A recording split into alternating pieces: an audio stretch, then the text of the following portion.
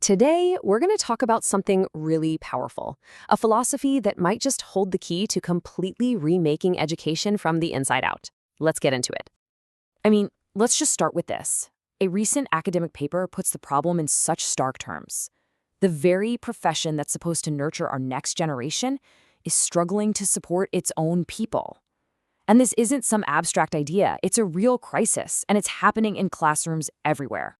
But what if the solution isn't some new app or another top-down policy? What if it's something ancient? A completely different way of seeing ourselves and our relationship with everyone around us. Okay, so to really understand the solution, we first have to get a handle on just how big this problem is. And at its very core, it's a crisis of human connection. The numbers are just staggering. In the United States, as many as 44% of new teachers are gone within their first 5 years.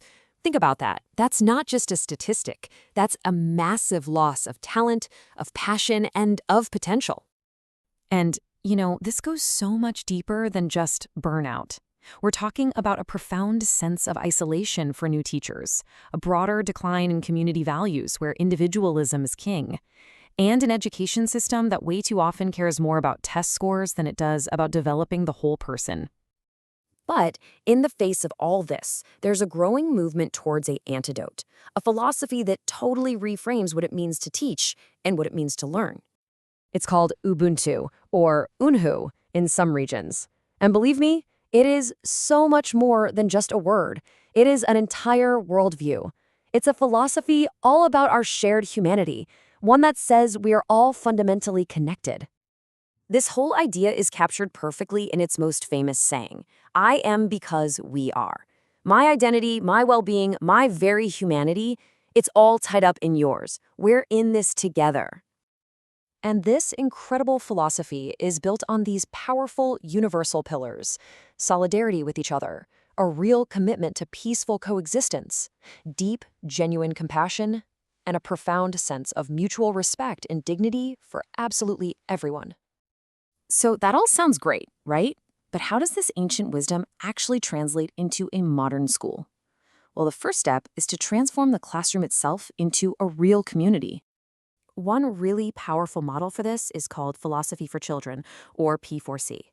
It's a hands-on approach designed to bring that collaborative, democratic spirit of Ubuntu right into the classroom.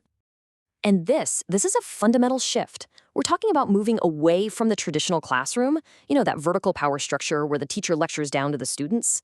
Instead, we create a community of inquiry where the whole structure is horizontal. So think of it like a circle, not a pyramid. Just picture this for a second. Students are sitting in a circle, not in rows. The teacher might ask a really thoughtful question, something like, what does it actually mean to be fair? And then they step back. They become a facilitator, guiding this democratic dialogue where every single student's voice is heard and respected. It's a simple change, but it naturally builds empathy, critical thinking, and a feeling that everyone is working together. Now, this idea of community goes way beyond just the classroom layout. The next application shows how it can transform the very goals of education itself, moving beyond just academics to teach the whole person. For this, let's look at Rwanda. Back in 2015, the country made a huge shift in their curriculum. The new goal wasn't just to develop students academically, but also emotionally, socially, and ethically. An education of the head, the hands, and the heart. So to put this into practice, Rwandan educators developed 4 different teaching approaches, all based on Ubuntu's principles. They focus on the transmission of core values like unity by being role models. They foster interdependence through group learning. They use a cognitive developmental approach to build moral reasoning. And they apply all of this directly through community service. It's all designed to help rebuild the nation's social fabric.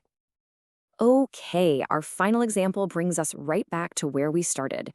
It directly addresses that crisis we began with, the well-being of the modern teacher. An Ubuntu-based mentoring framework goes right after that feeling of being eaten alive. It's designed to replace that deep sense of isolation so many new teachers feel with a powerful sense of belonging and connection. So how does this work? Well, first, a knowledgeable elder, a more experienced teacher, provides guidance.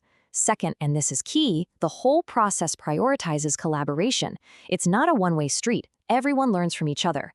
And third, through this web of compassion and support, new teachers build the resilience they absolutely need to thrive in the profession. So, what's the ultimate takeaway here? When you put it all together, what does it mean? It's about fostering an education of the heart. This is a profound paradigm shift. It means we stop seeing students as just these isolated individuals that we have to measure and rank, and instead we start seeing them as members of a community who need to be nurtured and supported as they grow. It's an education of both the heart and the mind. In the end, what we've learned is that Ubuntu reframes education around three simple but powerful ideas. It's fundamentally relational, built on human connection. It's moral, centered on our shared dignity, and it is supportive, making sure that no one is ever left to struggle all alone. And that really brings us to the final challenge. This philosophy, it isn't just for schools. So think about your own life for a second. How could your community, your workplace, your team, your neighborhood, how could you begin to practice this simple but incredibly powerful idea that I am because we are?